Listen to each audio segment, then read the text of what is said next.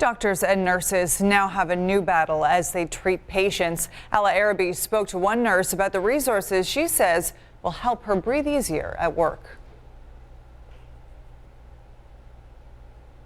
Doctors, nurses, and surgeons are at the front lines of the COVID-19 pandemic response. But what happens when they're running low on personal protective equipment, or PPEs? A local nurse says she wants to know when those might be available here. We don't have what would be ideal. Ideally you should have, full protective gear and, face goggles and, a N95 mask. Nurse Sharon Hack says when there's a shortage of supplies and a pandemic, CDC guidelines loosened up to allow healthcare workers to wear paper surgical masks. She says it's not enough to protect her and patients against the virus. An N95 mask is recommended, but she says they don't have enough. All of us would feel much more comfortable if we had more of the gear that we need. Many local governments declared a state of emergency to make way for more resources. It would be nice to know where some of those are being allotted to, how, if there is any timeline that here locally we might get any. It's a fluid situation. Nobody really knows or will,